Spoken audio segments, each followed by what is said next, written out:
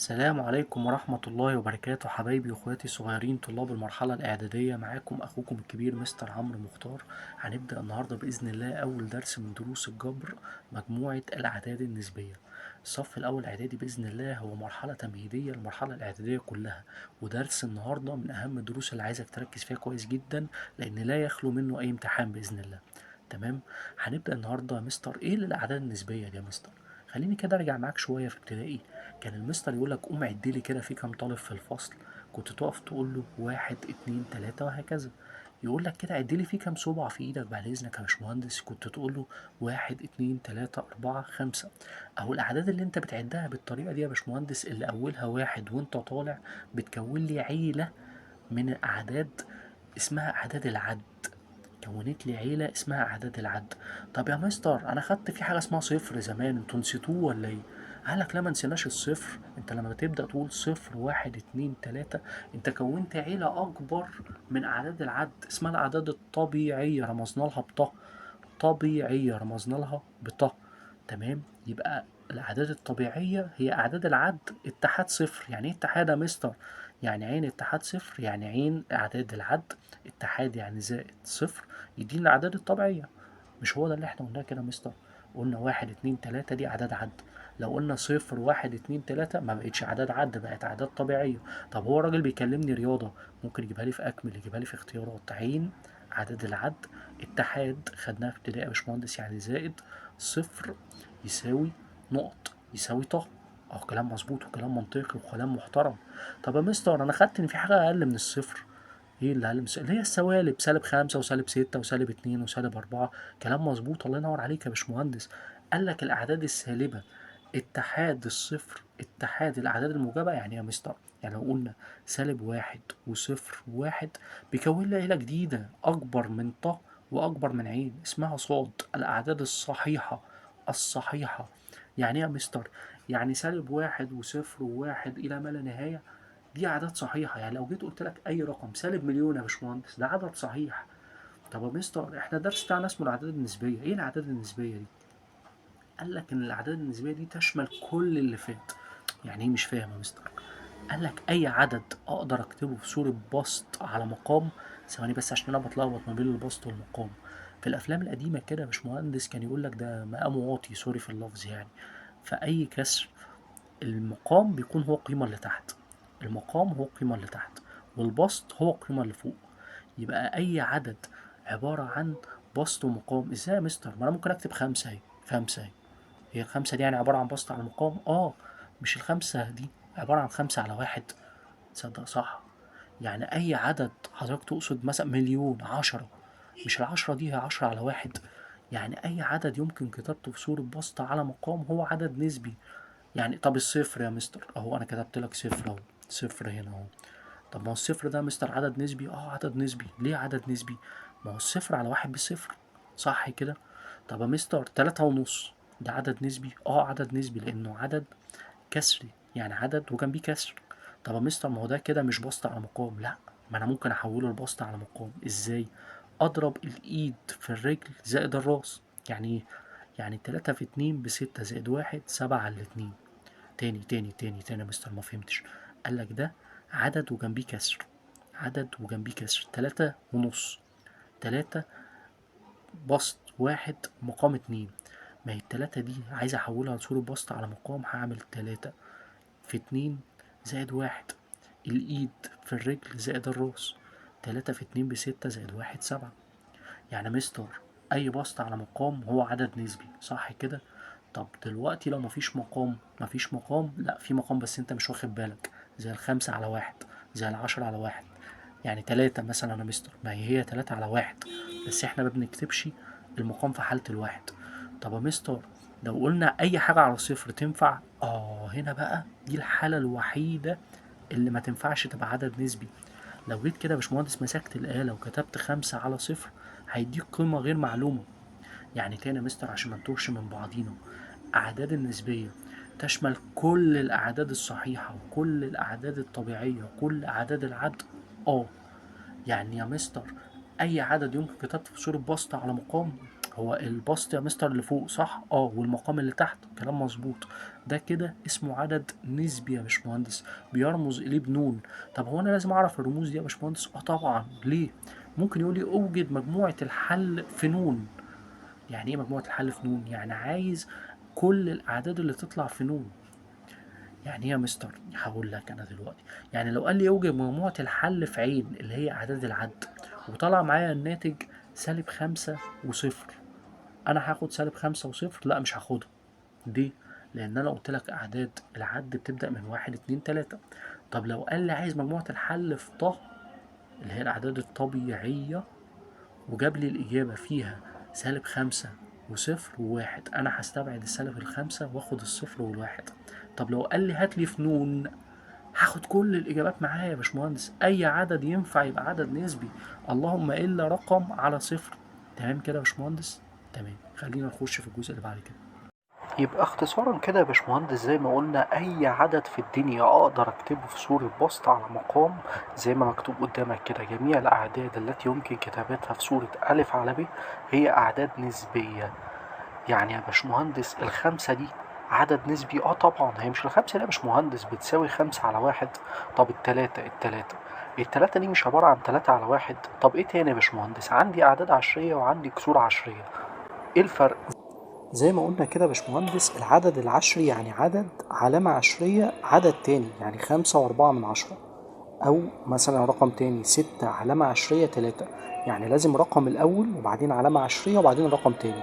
ده اسمه عدد عشري. طب الكسر العشري معناها إن مفيش رقم هنا، معناها إن في 0 علامة عشرية 3.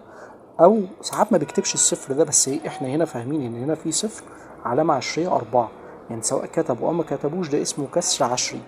وهنا الرقم ده يا باشمهندس مش ال5 وال4 من 10 دي، هي ال54/10. مش احنا خدنا يا باشمهندس ان في ابتدائي عملية قسمة زي دي ترحل علامة عشرية وتخليها تبقى تساوي 5/10؟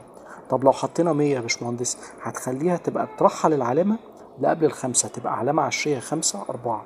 تمام كده؟ الأعداد بقى العشرية والكسور العشرية دي أعداد نسبية. طيب قال لي جميع النسب المئوية، أيوة كلام مظبوط. مش احنا قلنا يا باشمهندس 15% هي بتساوي 15/100؟ يبقى كده حقق لي الشرط بتاعي ولا لا؟ مش ده بسط وده مقام يا باشمهندس؟ هنا ال5 وال4 من 10 مش ده بسط وده مقام يا باشمهندس؟ نفس الفكرة بالظبط. ال3 من 10، 3 من 10 مش دي عبارة عن 3/10؟ هي بتساويها بالظبط. يبقى أنا عندي نفس المقال يا باشمهندس، نفس الخطوات اللي أنا بعملها، بسط على مقام والمقام لا يساوي صفر، إذا ده عدد نسبي. جميع الأعداد الصحيحة طبعا -1 والصفر والواحد إلى ما لا نهاية، وهنا -2 وال-3 إلى ما لا نهاية. كلام مظبوط. يبقى يا باشمهندس كده اختصارا وتجميعا لكل اللي قلناه، الأعداد الطبيعية اللي قلنا بنبدأ فيها من أول الصفر وواحد والاتنين والتلاتة، اللي بتنتمي لصاد اللي خدنا فيها -1 و-2 و-3، اللي هي كلها بتنتمي لنون اللي هي أي حاجة تكتب بسط على مقام. يبقى كده جزء من الصاد والصاد جزء من النون. كلام صح ولا غلط يا باشمهندس؟ كلام ممتاز وكلام محترم.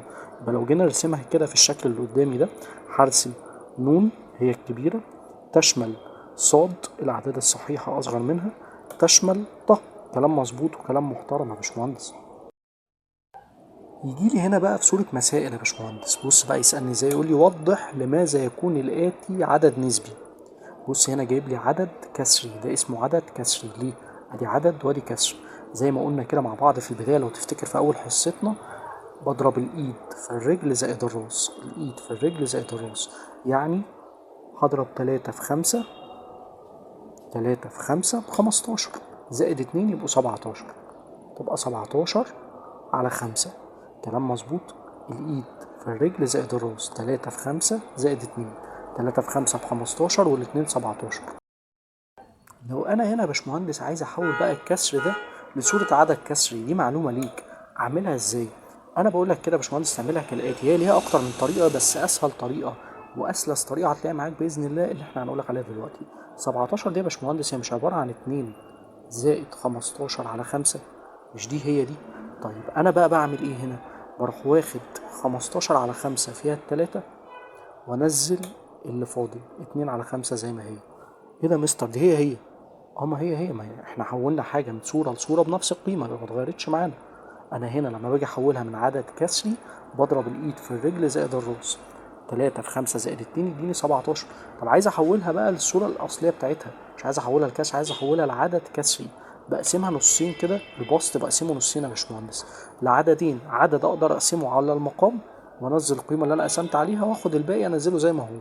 تمام كده يا باشمهندس. طيب ليه سالب 17 من 10 دي عدد عشري؟ مش سالب 17 من 10 دي يا باشمهندس هي سالب 17 على 10 زي ما قلنا. يبقى بسط على مقام يبقى عدد عشري. طب 6 من 1000 دي يا باشمهندس ليه هي عدد عشري؟ مش هي 6 على 1000 تبقى عدد نسبي ولا لأ؟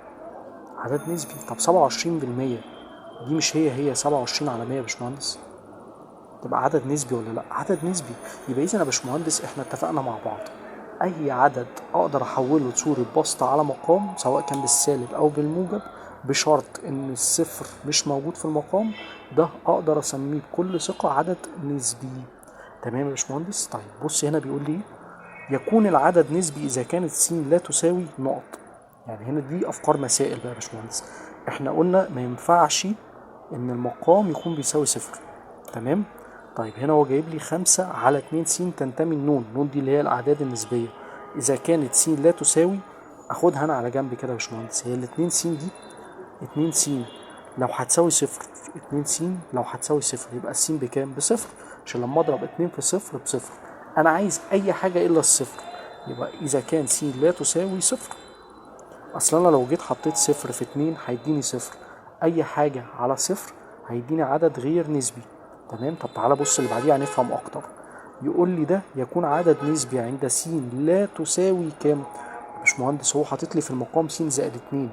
طب الس زائد 2 دي س زائد 2 هعملها معادلة بتساوي صفر. لو أنا طلعت السين دي الاتنين بره يبقى السين بتساوي سالب 2.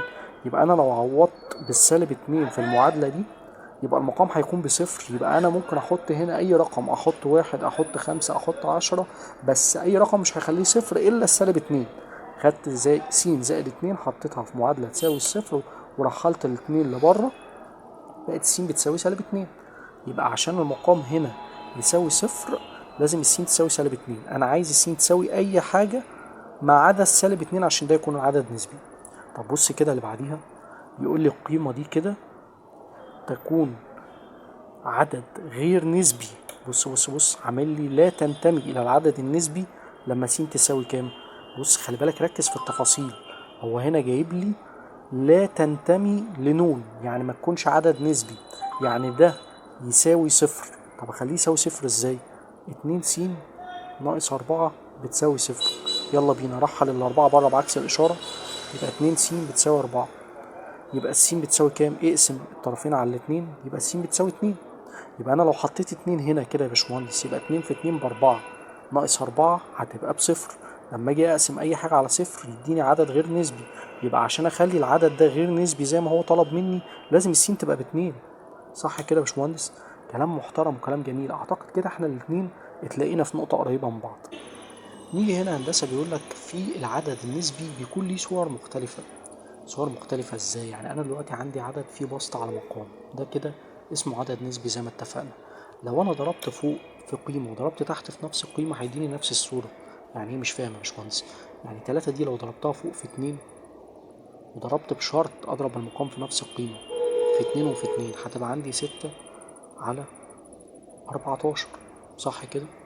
طب لو قسمت رجعت تاني لنفس الصورة، على الاتنين فيها التلاتة، على الاتنين فيها السبعة.